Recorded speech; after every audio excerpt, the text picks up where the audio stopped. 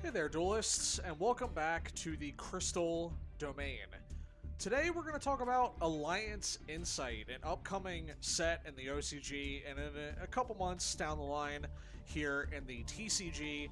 And there's kind of been this trend forming in this set where basically it's like a bunch of retrains of old monsters, some extremely old, that have never had an archetype of their own, and they still don't necessarily have an archetype of their own, but they are getting these, modern style vanilla monster into effect monster retrains that are really cool. And because there's so many of these cards that caught my eye, I just kind of wanted to talk about them today. So we're going to look into some of the cards that have been revealed for Alliance Insight in this set. And we're going to start on a little bit of a lower note with this Dragon Master Lord card. So this is a level 12 Dragon Xyz monster. As you can see by the art, it is a combination of the dragon, like the QCR dragon that, like, if you have 25 cards in the graveyard, you could summon it. There's a magician like that as well. They're printed as, like, 25th anniversary, like, novelty monsters, and one's a spellcaster and the other one's a dragon, and this is like a fusion of the two, right? As it stands, this card is going to be QCR only, just like Dragon Master Magia, which we already have talked about in a different video, and I'm not very high on rarity exclusive cards like that, especially when in other areas of the world the card is printed in multiple rarities and easier to access, and it's specifically TCG players that are targeted with this predatory, overpriced nonsense. So, Dragon Master Lord is, again, a level 12 Xyz dragon monster with 5,000 attack and 5,000 defense. This Xyz summoned card cannot be destroyed by your opponent's card effects. Also, your opponent cannot target it with any kind of card effects. So it's, a big boss monster that's just immune to the opponent doing anything to it. If this card attacks a defense position monster while you have 25 or more cards in your graveyard, inflict double piercing battle damage. Pretty cool. Once per turn, if your opponent has 25 or more cards in their graveyard, you can detach one material from this card and special summon one monster from your deck, extra deck, or graveyard. That's fascinating. Just go ahead and summon it, whatever it is. It does require this, like, 25 card, arbitrary pre-milling to do, right? So this isn't going to be like a card you see all the time, but I could definitely see people attempting to do stuff with this card. For its domain, for the sake of entertainment, the domain of this monster is Dragon and Dark, which is much narrower than some other cards, but Dark gives you all you need for the spellcaster side, and then you get Dragon, so you could do some kind of blend of a spellcaster dragon deck to stay on theme with this card, try to summon it out, and blow people out with some double piercing battle damage, potentially.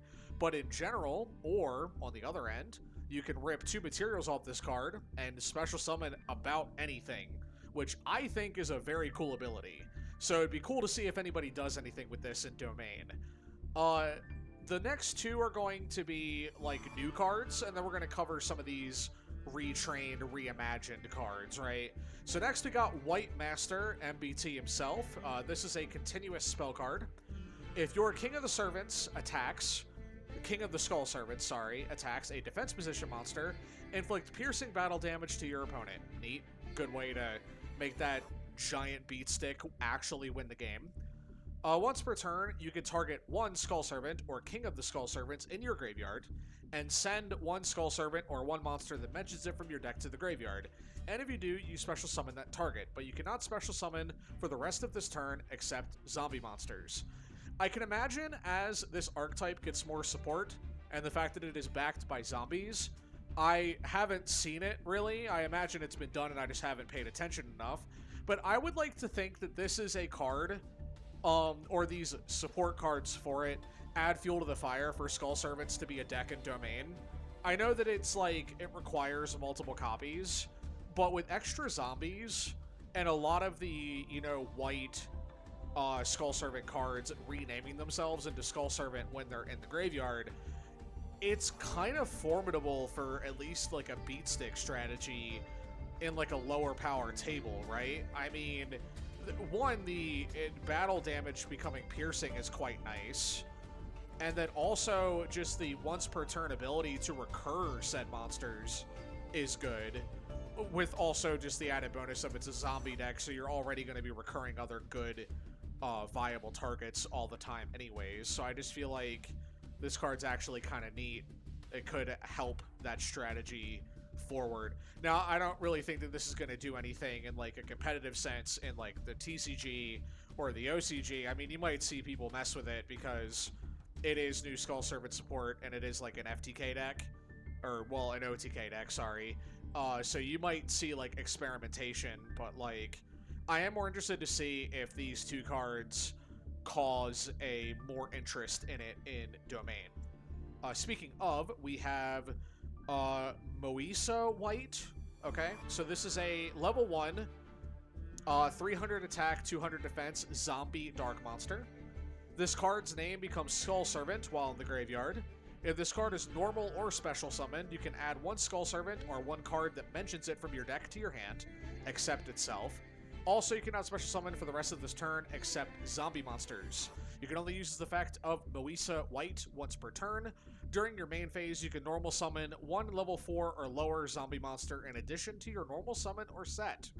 An additional normal summon or set is phenomenal. We love that ability. It is broken, and it is helpful in these decks that need that little extra push and cheat in order to keep up with the rest of the game's better cards, right?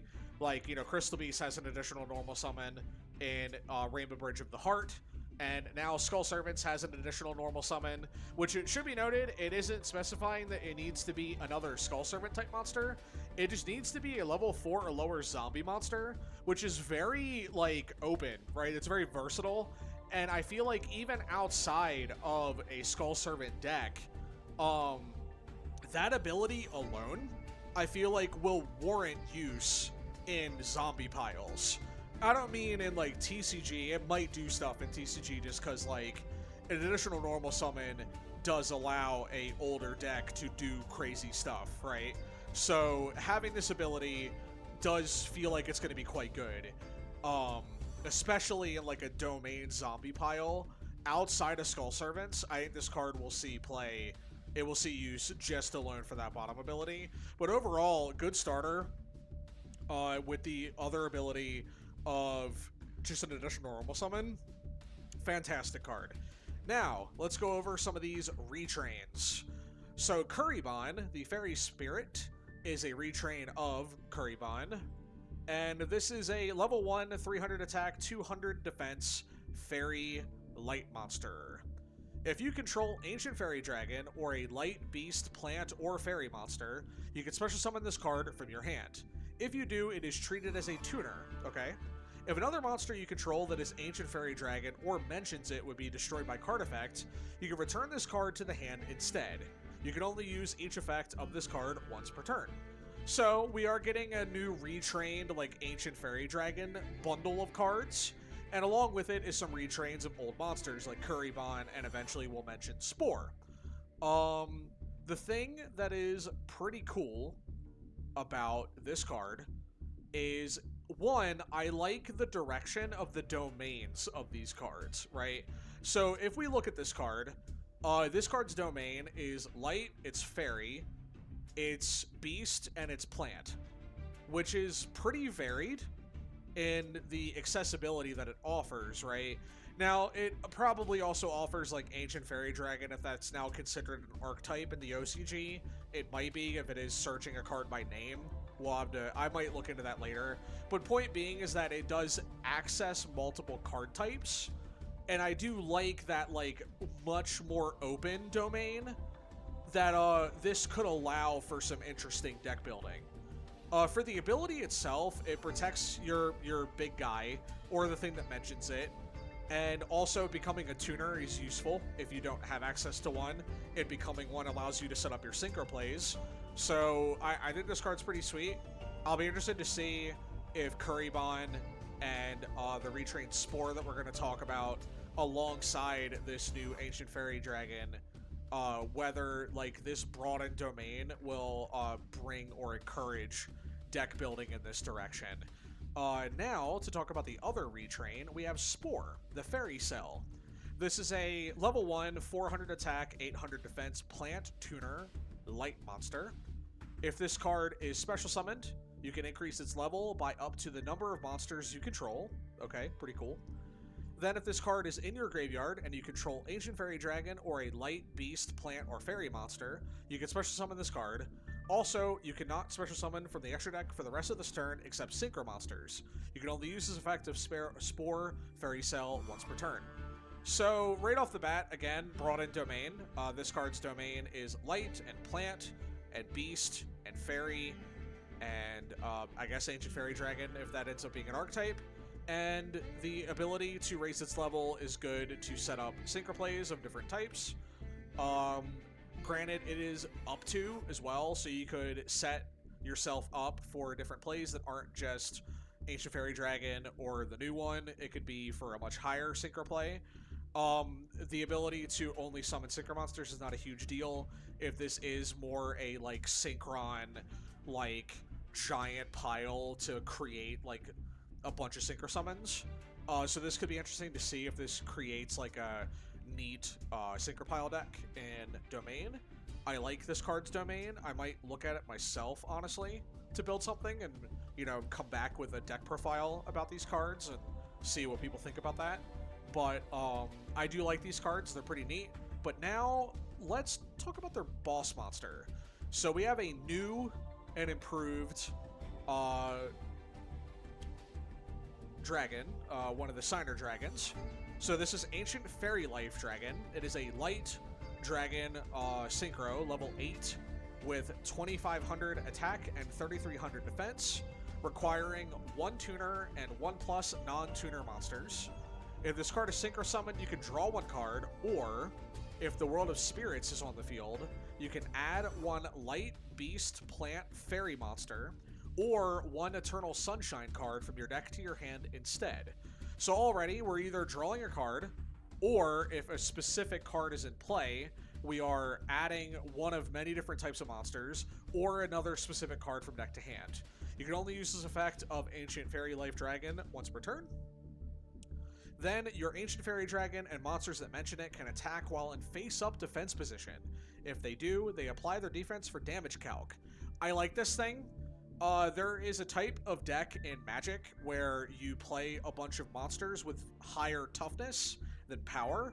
They're usually like walls or turtles or things like that, like designed to be defense-oriented, but then there are cards that allow them to swing as if they had their toughness as their power, which, like, for context, when that happens, it's like the monster, its toughness is its power, right? So it would be like, in the instance of Ancient Fairy Life Dragon, it might as well read that it has 3300 attack and defense instead of 2500 attack and 3300 defense, right? Because it's going to read that defense instead for the power, so it's like it has mimicked that stat over to the attack column, which I love that kind of style. I very much enjoy a deck that's just like defense matters and you're swinging with them in defense position, which is super funny and could mean a lot of neat stuff. Like, I'm fascinated with this deck. I definitely want to do something with it and see if I can build some jank with this, these new cards on top of like a bunch of defense-oriented monsters to like win while in defense position. That seems really fun. I like that ability. This card's cool. I love that it just draws or searches out materials. This would be a pretty fun deck master on its own, because also it's just resummonable, which I like that. So I kind of already see this being the deck master for the deck, because again, its domain is light and dragon and beast and plant and fairy, and that sounds super cool. So I will definitely be looking into building this deck for sure. So with that in mind, let's move on to the last few retrains. Starting with... Oops, I lost one. Well, that's silly. Okay. We'll get back to that in a second. Alright, so next we have a vanilla monster retrained into an effect monster. We have Firewing Pegasus, the Crimson Heavenly Horse. This is a fire beast monster with level 6, 2250 attack, 1800 defense. If your opponent controls more monsters than you do, you can special summon this card from your hand. And if you do, it can attack directly this turn. You can only special summon this card once per turn this way. When your opponent activates a monster effect on the field, a quick effect, you can inflict damage to them equal to this card's chain link number, to this effect's chain link number, times 300. And if you do, this card cannot be destroyed by card effects activated before this effect in this chain. You can only use this effect of Firewing Pegasus, the Crimson Heavenly Horse, once per turn. This card's neat in that, like, it messes with the chain to burn, and then protects itself from effects in that chain that trigger before itself in the chain, right? So if they trigger, like, just a very simple destroy that monster, well, chain, this happens, now it can't be destroyed by that effect, which I think is really cool. It's like a reactive protection built into itself that relates to its own ability. The attacking directly is fun for some cheeky damage. On top of the burn damage is cool. I see this card fitting into like a volcanic strategy, perhaps. Like I could see volcanics maybe tweaking or messing with this card, especially in domain. I think this card fits right into like a burn strategy. I could see this card going into any kind of burn strategy, really. Just the ability to attack directly with a decent chunk and then react accordingly to chains is very cool, especially if they are doing some crazy combo together. You can respond, protect it, protect other, or just react and burn them for a good chunk of damage. So this card's neat. I could definitely see it finding a home in some jank in domain, and hopefully it does find a home in domain. And next, we've got a new evil hero. For all the people that have been trying to make deck lists for the new evil hero support, you have my condolences for the fact that they keep announcing cards after you feel like you're done. Next, we have Evil Hero Vicious Claws. This is a retrain of a spell card. This is a level 7 Fiend Dark monster with 2500 attack and 2500 defense. You can target one hero monster on the field, special summon this card from your hand to defense position, and if you do, that monster gains 300 attack. So that's the part that comes in the old card, the Vicious Claws card. It was an equip that would give the new monster, or the monster equipped with it, 300 attack. So that's like a part of that like reimagining where now it's a monster. It's a monster that was featured in art around the spell, and now it has its own card, which is pretty cool. You can only use this effect of this card once per turn. If a monster you control is destroyed by battle or card effect, you can special summon this card from your graveyard. Then, if you have a monster in your graveyard that mentions Dark Fusion, you can destroy one card on the field. You can, again, only use this effect of Vicious Claws once per duel in this case. So, pretty strict bottom ability. Once per duel is like, whoa, they really thought this was crazy. Probably because of how easily this card could be resummoned. One, it doesn't say after it's, like, destroyed, it goes, like, to banish. So it just goes back to the graveyard and then comes back. So I get once per duel on this one because it is just recurable in that case. I think this card's kind of neat. It brings itself back, which is a good body for, like, the hero deck to make plays, whether it's fusion plays or a link play, you know, whatever they're doing. I think this card is pretty neat. Again, my condolences to the hero players that have been trying to make a new deck list with the hero, the evil hero support, and then they just stealth bomb everybody with a new hero that wasn't in the set that we thought it would be in, being the set after the Dark Lord set. So, pretty cool that this card's coming out. Again, neat that it's like a retrain of a spell card into a whole new monster. Really cool stuff. And next, we've got Ferociously Angered Sabersaurus. So this is a level 4 Xyz monster based on the Sabersaurus vanilla monster. It is a 2000 attack, 600 defense dinosaur, fire attribute, with requiring 2 level 4 monsters to create. You can attach one material from this card and destroy one dinosaur monster in your hand or face up on the field. Then you can change the battle position of one monster on the field. At the start of the damage step, if your other dinosaur monster battles, you can destroy this card, and if you do, that dinosaur monster gains 2,000 attack until the end of the battle phase. You can only use each effect of this card once per turn. Destroying your own cards is what dinosaurs do. On top of it being destroyed could trigger other cards, I believe, on board for them being, like, seeing a dinosaur be destroyed. So this is pretty neat. I'd imagine this will see some kind of messing around with in a dinosaur deck. Even if not, like, I'd imagine it'll be played around with in, like, a domain dinosaur deck. Its domain itself is nothing to be desired because it's like fire and dinosaur, and like you just want it in deck. You don't really need this in the deck master slot. But I do like this card. I like that you can blow up a monster in hand, which can trigger their effects into switching a battle position, which can be crucial to set up an attack for that turn. On top of then you can blow it up to make your big giant dinosaur even bigger to like just blow out an opponent, which is cool. Now there is a card we're missing, so I'm gonna go grab that real quick. The one I wanted to talk about the most. Let's see, Alliance Insight. Real quick. Where it at? Come on. Yes.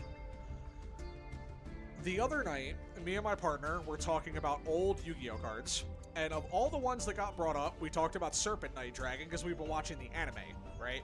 And we got to the episode with Rex Raptor, and he has Serpent Knight Dragon and Red Eyes, and then like literally the next day after talking about Serpent Knight Dragon, this card got revealed, and I was like, we manifested this. So for those that have wanted this card to have something, you're welcome. Serpent Knight Dragon, the Wicked Dragon. This is a dark dragon level 7 with 2350 attack and 2400 defense. You can tribute one other dark monster from your hand or field and special summon this card from your hand. You can only use this effect of this card once per turn. When this card is destroyed by battle, you can target one monster your opponent controls, send it to the graveyard, then you can special summon this card. So it recurs itself, which is kind of neat. If it is destroyed by battle, which granted, a bit difficult to pull. They're usually just going to remove it because battle phase is not like vital in regular constructed play. It's much more relevant in like a domain game, of course, because there's more people to, you know, deal with. But the first thing I thought about was that this is a neat card for the Blue Eyes deck. It's an extra body for the Blue Eyes deck, and it is neat that it is a monster that Rex Raptor used while he was the original owner of Red Eyes Black Dragon. So for this card to fit into that deck as like a generic piece is really neat. Like it's kind of a flavor win. Even if Joey doesn't use Serpent Knight Dragon, it is cool that this fits into that deck like pretty easily. And then as I looked at it, it's like it's a level 7, it's a dark monster, it's a dragon. Immediately, like, it's an extra body that can kind of recur itself. It can be annoying to deal with if they are reliant on beating over it, and it'll keep coming back. The first thing I thought about was, one, this could be neat in, like, a Dragon Link pile, right? On top of its level 7. So, the other thought I had was it's sort of relevant for Kashtira plays, because they're dark, right? So, like, I just thought that this might actually see some use as like a generic body in decks that is easy to pull out, which I thought was pretty cool. So this might see some fringe play, but either way, I just liked that it was a neat new card that came out after manifesting it the night before. And that only covers like the beginning, right? So this set has so much more. There's new dragon rulers in this set. There was new cyber dragon cards in this set that we didn't talk about. There's so much stuff that we haven't even covered, and I'm probably going to do more coverage on this set as cards get revealed, because I'm actually really excited for Alliance Insight. And the fact that it has me inspired to build a deck that's outside of my comfort zone is amazing, right? I'm not huge on Synchro, but I like the idea of that, like, toughness, that defense position matters deck that has such a wide domain of different things to pull from for, like, beasts and fairies and dragons and light and plants. It's just fascinating, and I want to see what I can do with that. And when I do, I'll make sure to put up a deck profile about it, and reference this video as the beginning of that, like, inspiration behind it. Well, that'll be all for today, everybody. I hope that you enjoyed this video. Thank you for watching. I hope that you have a wonderful day. If you want to support this channel, one, your time is more important than anything else. Thank you for watching, first and foremost. But if you want to support it more, you can hit the subscribe button. We are nearing 500 subs, which is amazing. It'd be cool to hit that this year. And you can hit the like button, and you can leave your comments and thoughts down below about what you would like to see more of, about your thoughts on the cards in general in this video, and anything else that you would like for me to see. I love reading comments and replying to them. Getting that feedback back and forth with y'all is important to me. And I'll see you guys in the next one. Happy New Year, and let's keep on trucking in 2025 with another amazing year of Domain. I'll see y'all later. Bye-bye.